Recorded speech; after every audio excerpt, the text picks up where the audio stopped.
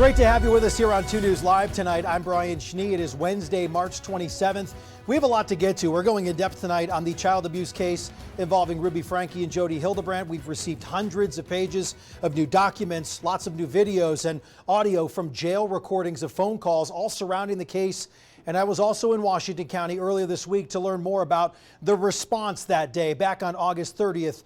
2023. As we go in depth tonight, you can always get in touch with us during the show. And this is something you have not shied away from talking about. So weigh in on the conversation. Use the hashtag 2NewsLive to join in on the conversation, or comment on the YouTube live stream, the Facebook live stream. Send a message on Facebook, X, Instagram, wherever you please to want to send that DM. I'm willing to accept it. I just had a 12-year-old boy show up here at my front door asking for help.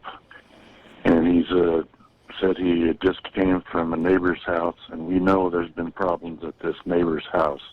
He's emaciated, he's got tape around his legs, he's hungry, and he's thirsty. And he asked us to call the police. So he's very afraid. Well, you've likely heard that 911 call that led officers and first responders to a home in Ivins, Utah. That home actually a stone's throw just down the street from Jody Hildebrandt's home, where Ruby Franke's child escaped from. Earlier this week, I spoke with an EMT, now paramedic, and a fire captain about the call that day. Here's what happened next. There was a little bit of urgency. Just to kind of we didn't know what was going on at the time. The scene was strange, not a normal feeling. And so I know for me, I did kind of want to get him in the truck into a place that was a little bit more out of public eye, a little bit just more private. We unbuttoned his shirt to check and see for any other injuries after we cut the bandages off his wrists and ankles. Then we realized, I mean, he was very skinny. A lot of my emotion on that call came from him being so okay. He was so brave and so stoic. That's really the only word that I can use to describe him. And I think for me to see his injuries and to start getting pieces of this story and to have this kid who should not be brave in this situation, who should absolutely be showing emotion, to have him not that was a hard thing to absorb all in 1 second. So just to see him to appear so okay was like a punch to the face. So when was this call bigger than what first responders initially thought? For Maddie, who you just heard from, she knew pretty quick. So we came back into service and we're just kind of processing kind of what we had just been on, and so many questions. And well, what was that like? Because this was a first for you. Right. Right? It was strange. We kind of found out about the whole momfluencer thing kind of around that time of clearing the hospital. That was weird and very unsettling, just because it was now bigger, right? There was a lot more depth to the call than kind of what I had imagined.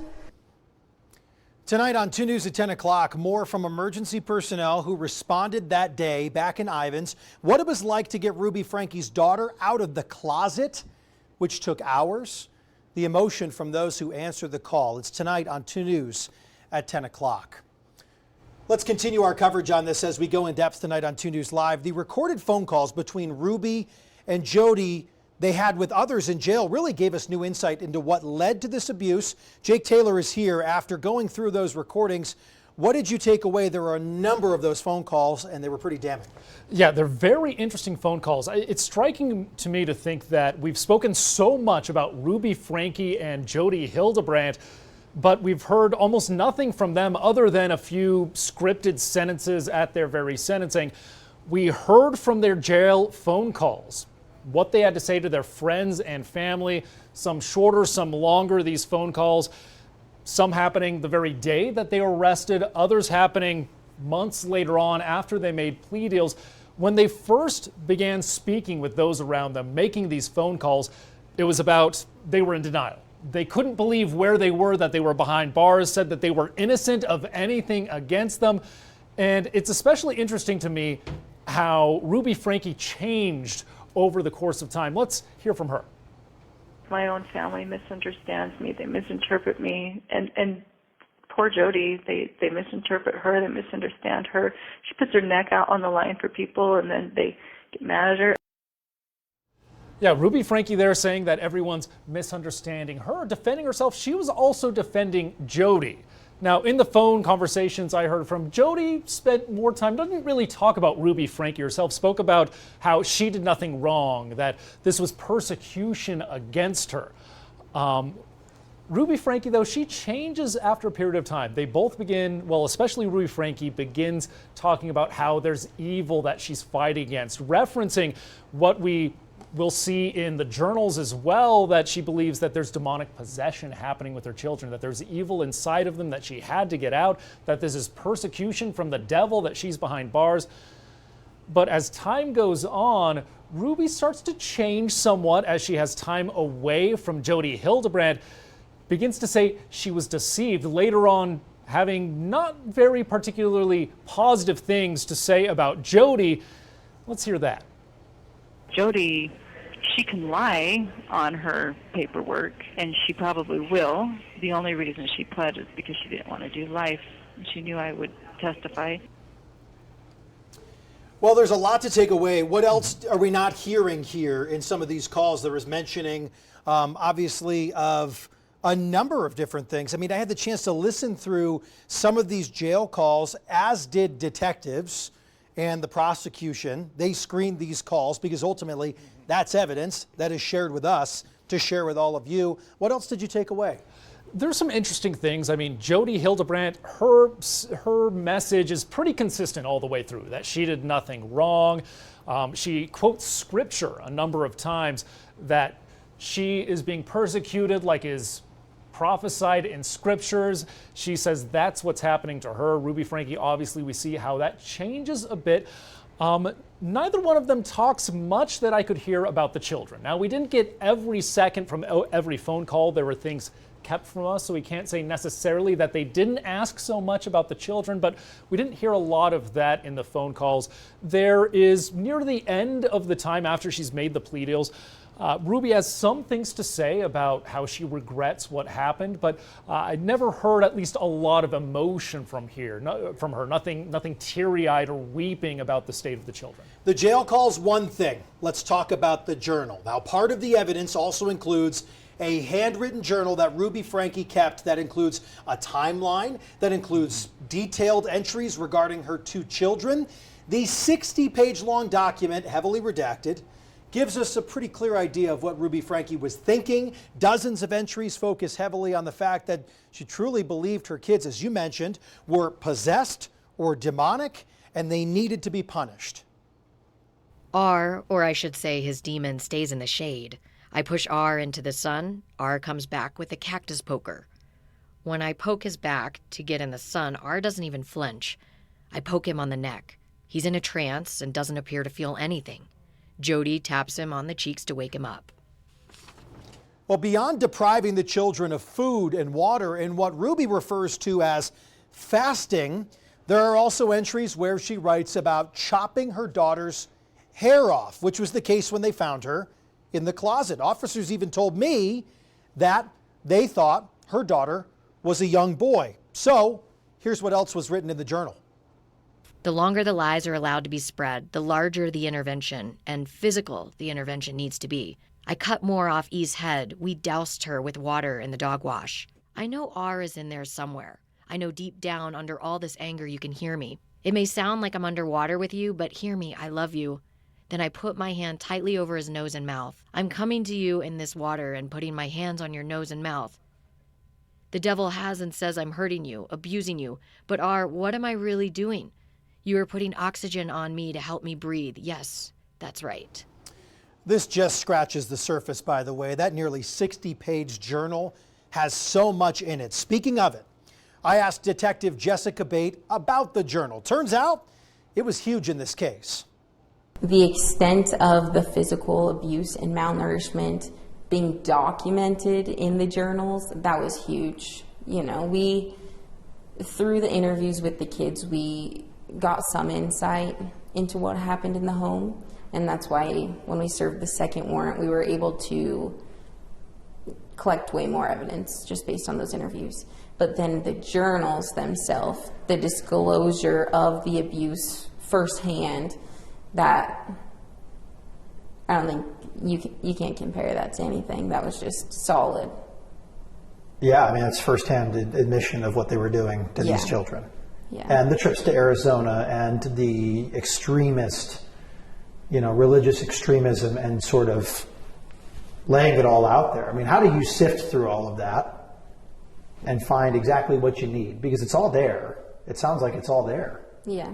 Even though there's redacted portions too. But it sounds like that's everything. But how do you sift through the basic details that's blended in with all of the other stuff that's going on up here from the person writing it? Mm-hmm. A lot of time. Yeah. There were over 100 pages of the journal that Sergeant Tobler and I, we went through each journal several times, and we had double eyes on it. We were going through, he was catching something, I was catching something. We were piecing it together, documenting everything that was important, everything that pertained to our case, and it wasn't just documentary of the day, but documentary of the abuse.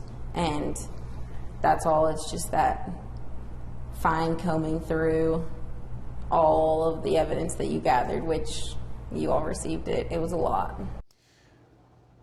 A lot of attention from day one, August 30th, 2023, focused on this supposed safe room in Jody Hildebrandt's home. By the way, nearly 10,000 square feet, that house. There was a lot to look through. We not only learned there was a safe room, but we learned what they found in it. Take a listen. What did the safe room ultimately play out to be in that house? So the safe room itself, if I could give a little backstory on that, we couldn't get into the safe room, and we had contacted a locksmith to come and open that safe room. And prior to our lieutenant, he was trying codes, anything in the meantime, and he actually got into the safe. So when he opened it and we cleared the room, and we saw the Murphy bed, the toilet, the fridge, and then opening the drawers, we saw the rope, the handcuffs. It was a no-brainer that, people had been detained in that room. And yeah, that was just it was very strange. I've never seen that in a home, especially with the handcuffs, the rope. It's just definitely set up it seemed to keep someone in there. So the toughest part of this entire thing is what happened, of course, to the children. In speaking with the officers from Santa Clara-Ivins, it's clear that both of them were quite moved by meeting both E and R that day, watching them improve since. Here's how they reflected on those young children who were saved that day.